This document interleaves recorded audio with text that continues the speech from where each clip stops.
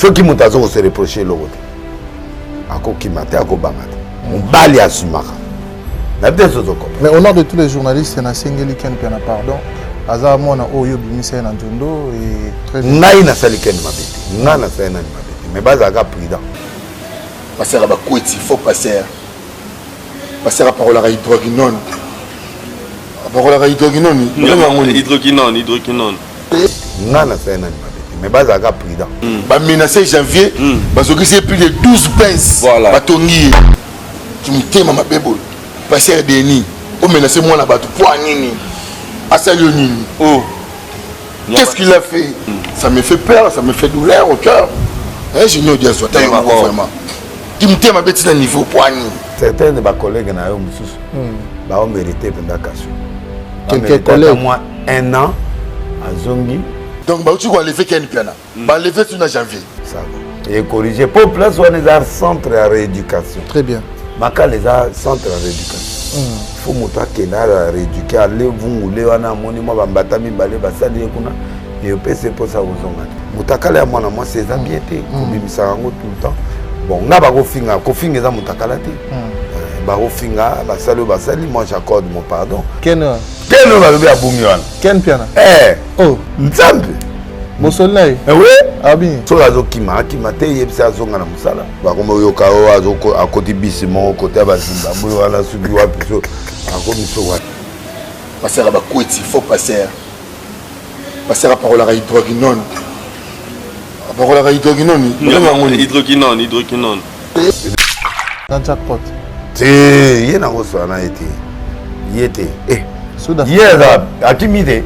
Azara. Pas de garantie. Mon bal est solo le matin à rond-point. Rond-point Forest. Mon télémi va se dire Negazalaga. Tu as la même ligne, tu as inter, tu as la Gingasa, la Souka. Oh, pendant mon tazo, mon a la souté. Et là, moi, on a eu pendant moi, on a eu na kati moi na ngai.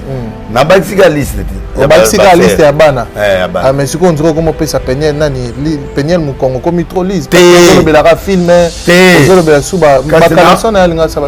Na gen. Ba gen wa. Ah ça là na février. Na février. Na février. Ko liste. Kasi poto bon maman actualité. Ah. Ba poto bon maman actualité mitagala to bon maman. Ya na za koto na film. Tianga biloko montage ya mitakala la bato batala ka bongo ezaka yo te ezanga te ezaka yo te wana montage na samba ngo na samba logiciel ane bima bakozwa mutuno batie na nzoto moto bakozwa nzoto ezali yango nata we bima ina débit erreur zika ka bakombata moko boy akida osala ngango mais si mina honte parce que na kipa honte. Voilà, là je suis avec la plus belle actrice de l'Afrique. Parce que je crois en elle. Et nous avons un grand projet qu'on est en train de faire pour un film que je vous donnerai le titre après et le nom après. Mais pour le moment, on vient de terminer la réunion et je confirme le grand film qui va se passer avec moi comme acteur principal, elle comme actrice principale. Et vous allez voir les choses qui vont se passer. Oh, Bandili Sousoué. Et Sopio. Et Sopio pétage. mitenge pour salipe mais on est à film film wana le monde est biloko moko compliqué bako katanga parti boye bazui après bakati susu bazui ezate na opesa ba condition na ocha break libanda boyete là l'homme de Dieu Jésus qui va bêta tout le polele ce que je sais qu'on va présenter tout le polele pour ça problème est on est à film ngana olela et pour muto liboso a pianga instrument l'église ezaï. Très bien. Muto a pesa un instrument pendant 1 mois ezaï. Donc Aza partenaire pour moi, je vais le plairer. Je vais plairer des femmes. Vous monde. Voilà. Donc soka tika moi na mele na sunga mwana. Vraiment. Mais soka ko mona na un jour mwana na mona. Voilà parce que je vais l'aider. Dis-nous, toi foot, asali binoni. Bon menacer moi na batuti na niveau oyo. Yvette, et Kirina Bino. Na fivette ba faux ba petit ba ba kuluna ba faux ba chéri nyama encore webi ke dio na on a janvier on eluki makambo même ça yo ba menacer janvier ba agresser ba kidnapper janvier dans la zone ba qu'est-ce qu'on a mis tu as ça appeler où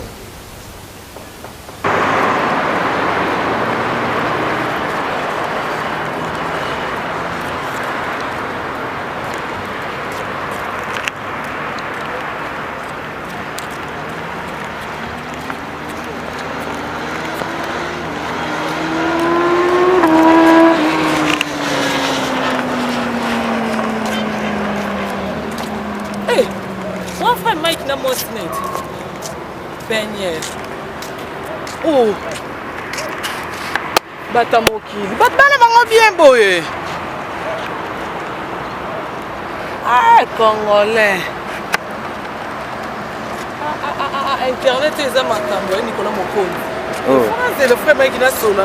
Couple les bango bango bien moi signé, bon ça bango chinois. On a internet et matière qui tue au sali boye. Congolais ça me tout est. Il y a un quartier, le monde est calme. Oh, il y a un quartier. Si, il y a un quartier, oh, bah, pas ça, Jima. Quand on a payé du peuple chaque 5 heures.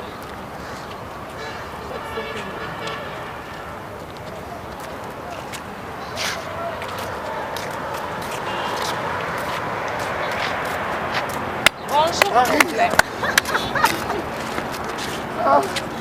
Ouais, Mike. Ça va? Ça va bien.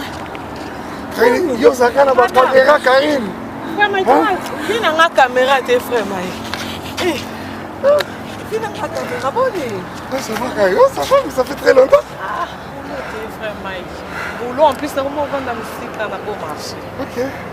On va faire un clip, on va faire information, il y a conférence de presse. Ah, voilà, mais d'ailleurs, ça veut dire, Karine, tu es vraiment invité. Hein? Sinon, ça marche, même si ça marche pas. Voilà, c'est-à-dire que nous préparons, c'est-à-dire la sortie des Koumama sera accompagnée d'abord d'une marche de santé. Nous partirons d'un point de départ, je ne sais pas lequel, Victoire, de Piti, jusqu'à pour finir na Congo Loisir. C'est le 26 mai. Tout le monde est invité, des confrères, sœurs, il y a presse, toute la presse en général, toutes tendances confondues. Alors nous viendrons pour célébrer vraiment la sortie des Koumama. Ah ouais. Donc je me disais en tout cas Karine en cause en et non, ça tes frères, mais comment aussi qu'on s'est dit sur la titre non, sincèrement, ils ont vraiment te prévoir avec nous. Normalement c'était comme les lois épais, c'est-à-dire une continuité, un maxi single de 6 chansons, mais il y a eu une 7e où il y a Karine. Ah ouais. C'est-à-dire qu'il fallait écouter. Alors il y en avait comme ça plusieurs. C'était au départ un album de 12 chansons, mais à un moment, sinon on nous a vraiment mis à cœur que c'est limité à 6, sinon 7. C'est ce qui a été fait. Mon frère Mike, on en a pas chaque 5 heures, on a Karine. Non, mais sincèrement, pas vraiment d'habitude. C'est ça que nous, ça je parlais du peuple, nous on est juste derrière, on est dans les quartiers. Mais c'est madame, depuis un temps, nous sommes à côté, à d'autres trains. Quoi? On a dit boum, hein? Ah ouais, en plus, on a pas voyé, on a fait un souffle. C'est très important. Non, mais on a cassé le boum quand même, je fais un effort, et puis on a mis maintenir quand même. À part cela, tu sais, même ça demande un peu de souffle, tout ça. Même la Bible le recommande quand même, moins d'exercice corporel. Quoi que ce soit plutôt utile à peu de choses, mais quand même, c'est important parce qu'un corps malade ne peut pas servir le Seigneur. Voilà. Mike, vraiment, on a habité là, désolé, et on a un plateau, maintenant, petit côté santé dans toutes nos questions.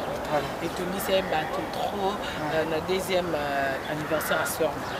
Absence là. Oh là là. Des frères Mike a été fait délégué à Tabatou, il faut que tout le monde à Tabatou pour représenter et vraiment éviter ce problème. Merci beaucoup Karine. Nalingana n'a répondu à la question avec tout mon cœur. Karine, est-ce que j'ai vraiment besoin d'éprouver mon amour pour la sœur Marie Nissamou au jour d'aujourd'hui? Il y en a besoin d'éprouver mon animal. Karine peut-être au Poussani. Ça tombe bien que c'est Karine encore. Karine. Ah, il faudrait mener qu'à toutes ces personnes qui disent ça, il y a le rôle quand même. Oui, ça m'a dit que ce n'est pas ça.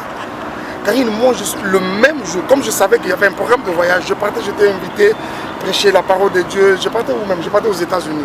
Donc, j'avais un programme de séminaire, mais aussi un concert de Cincinnati. Et je me rappelle que le même soir, nous sommes allés, j'ai rendu visite à la maman. J'ai vu la maman, j'ai vu toute la famille. Il y a moi-ci, tout le monde a apporté notre contribution. Et d'ailleurs, je me rappelle que je suis arrivé à ton émission en retard. Parce que je revenais d'embouteillage. Voilà. Mes deuxième anniversaire, il y a Sœur Marie, Nazareth qui Kinshasa. Encore quelque chose que beaucoup de gens ne savent pas. Moi, j'ai dû vraiment arrêter ma tournée pour rentrer pour l'enterrement à Sœur Marie. On n'a pas besoin de le dire aussi à qui que ce soit. J'arrive à Washington pour connaître le problème où il y a embouteillage. Évangéliste Blaise de Samoa témoin. Plutôt il y a neige, évangéliste Blaise de Samoa témoin. C'est-à-dire qu'il n'y avait pas moyen de rouler. Tout le monde a annulé votre tempête, il y a neige. C'est-à-dire qu'il y a Washington, il a annulé votre émission. C'est-à-dire qu'il faut que Kinshasa un jour avant, du coup, on devait arriver le même jour, il y a enterrement. Tout le monde le avec l'évangéliste Blaise de Samoa, on s'est dit, bon, ça va, ça tombe bien, on peut atterrir à 11h généralement. L'enterrement, ça va à 12h. 13h par là, on est à l'aéroport. Et comme on est plutôt au cimetière. On se disait, attention qui, tu raté comment sur les lieux, on peut communiquer avec des gens. Pourquoi nous on fait comme ça? Vous autres précédés, on a la nécropole. Mais il s'est fait que, pour qu'il te atterrir à Kinshasa à 12h, on apprendrait que il y avait aussi, avec toute la foule qui avait en Ngomé-Zalaki, le général Kanyama avait estimé qu'il fallait que l'on le corps tôt. C'est-à-dire que nous avons atterri à Kinshasa. C'est-à-dire, on a retard il y a 2 heures. Les corps étaient déjà au cimetière enterrés même. Avant, ouais. Et quand on commence à appeler les gens, non, oh, comment ça? Donc voilà un peu pour la petite histoire. Sœur Marie, c'est quelqu'un que moi, Mike, personnellement, je ne peux pas oublier. Demande-moi pourquoi. Pourquoi? Moi, j'ai eu mon premier producteur. La première personne, trouver des personnes, surtout quand on est au début, trouver des personnes qui t'ouvrent leur cœur et qui te mettent en contact avec certaines autres personnes, ils apprennent très facilement. Mais la Sœur Marie, il a fait. Il a demandé à son producteur, il dit, écoute, ma gloire, yo, ta frère, yo, ça somme.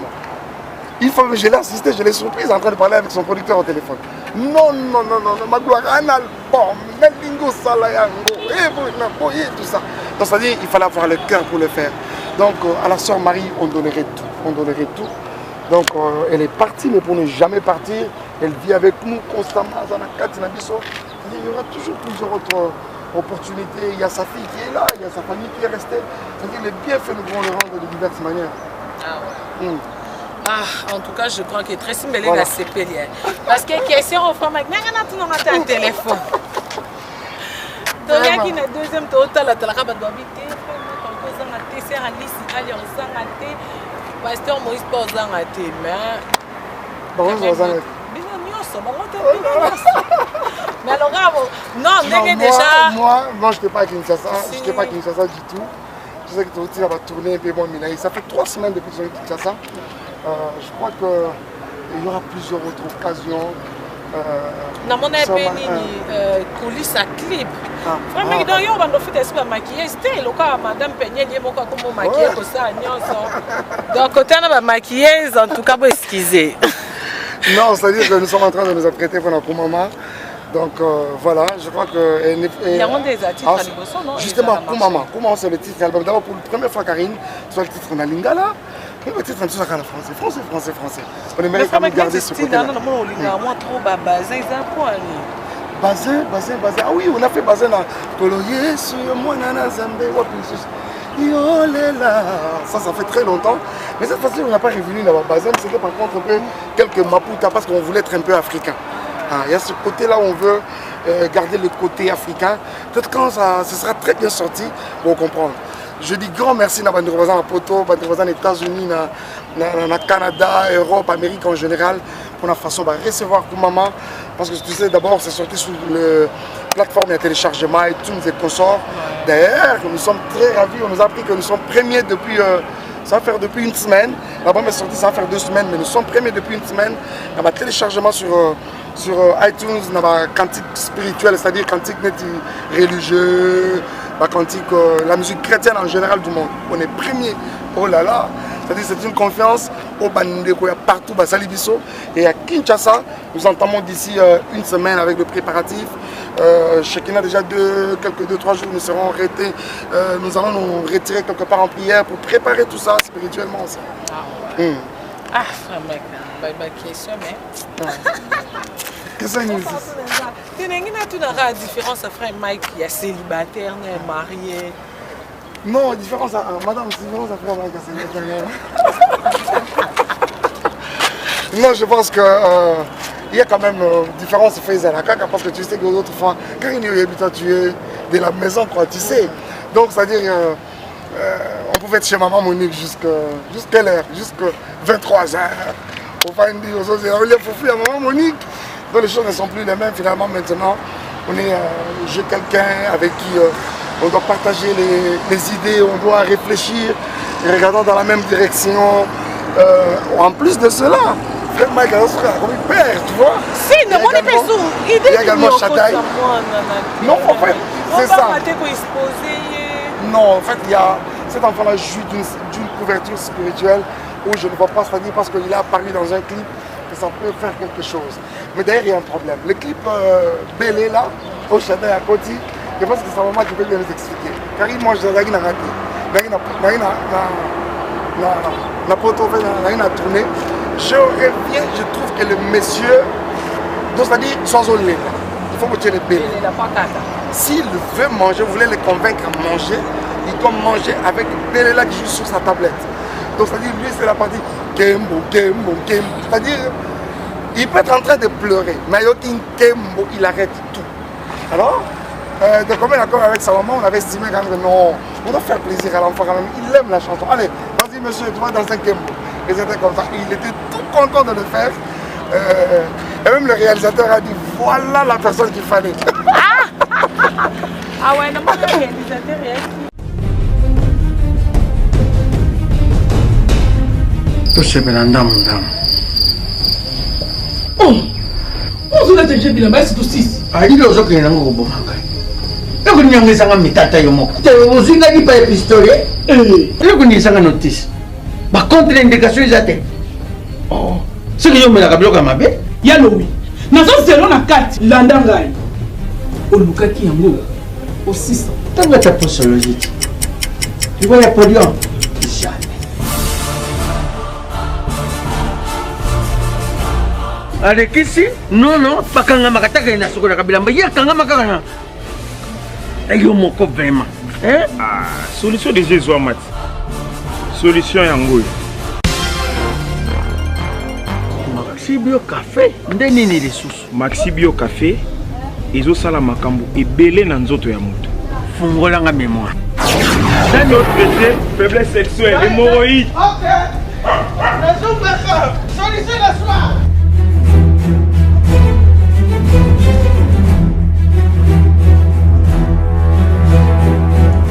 Tomate Napoléon.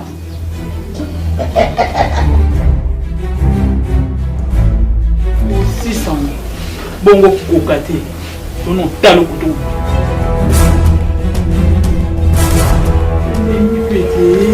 Maxi Bio Café nazombaka mwana Maxi Bio Café ebongisi libala na ngai ye na di podium na podium pakalo yazomi mwana Maxi Bio Café à base de plantes essentielles maladie de l'enzoto tension hémorroïde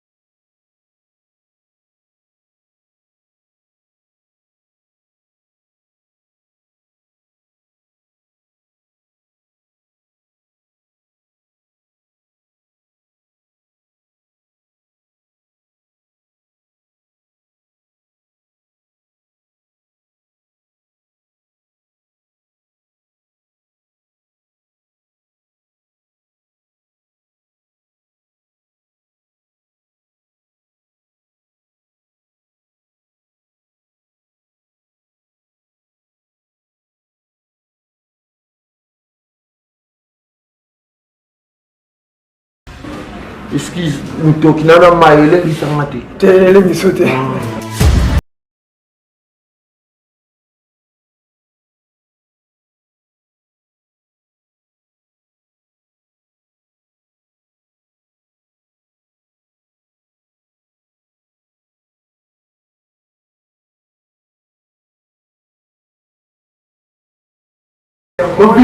On va dire ah ni makambo. Donc si na sale au boyemi na oze. Rien? 2000 fois congolais à Pamba. Allez, ma partenaire. Ah, le grand journalier. Je voulais la salon BS. Mais oui, avec sa qualité, ils sont pas journalistes, pas chroniqueurs, tout les RDC, dans le salon FIS, pour le salon Moko, la carte de République de moins cher. Salon FBS, qualité supérieure. Il n'y a pas d'adu. On ensemble les jardins maigris, en plein de soucis. 2000 frères Pamba. C'est belge. Belge, je travaille avec Belge depuis plusieurs temps. Pas me l'en dire d'ailleurs. Sungasu, Owandi, Ezali Kambon, c'était l'équipe belge, le Kéronkam. Ça, c'est vraiment un de mes réalisateurs de très longtemps. Hormis, il y a Blaise Nessamou. Ça, c'est les premiers de l'école, on ne change pas. Et puis, Rigen Bassamouna aussi. Et plusieurs autres. Voilà, merci beaucoup. Je crois prochainement. Karine, c'est moi qui te remercie. Merci beaucoup. Prochainement, madame. Mon lembi enfant. Mon lembi enfant. On vit maintenant maquillage alors. Ah, si, madame fait maquiller, n'a pas un maquillage. Na koka ngote msuno cha poudre ya couleur na ngate na rota au crayon na koka mambo na te faut madame maquiller ngelonge changer nga prochainement la gare centrale. Si parce que na mona ba vidéo madame na internet non na madame. Voilà. Trop esthétique tout ça là. Merci. Non, en tout cas, frère Mike, merci. Je crois que tu as béni. Ok. Et Moutatouna qui est passé par qui a tournage frère Clovis Makoula. Oh, ça c'est ma famille. Ça c'est ma famille. Na posta qui ni lien il y a tournage Joana ouais maman jolie à Tindelenga. Après frère Clovis a abonné na page. Et puis singo bi même nazo Mac. Ça va pas mourir l'homme. Non, il a bien un concert, bon, je crois que j'y ai. Non, on a pas tout là. Il a invité un frère Mike Azala. On a famille, c'est-à-dire là, il n'y a pas de problème. Donc, avis au caca. Mais ça qui a aidé frère Mike n'a pas prière. Pour frère Mike, on a pas combat bien guité. Il a combat de Ramsala, na mariage. Pour lui, qu'est-ce que la bataille Zarakaka? Frère Mike a zo moi si wana wa. C'est pas poster photo. Oh, moi si qui toko boye. Non, mais non, mais frère Mike qui paye. Mais frère Mike va me t'accouder. Mais tu frère Mike, il y a ce qu'on doit savoir. Aujourd'hui, il y a frère Mike. Et des ça là. Au final, l'issue, deuxième appel, il y a un après qui.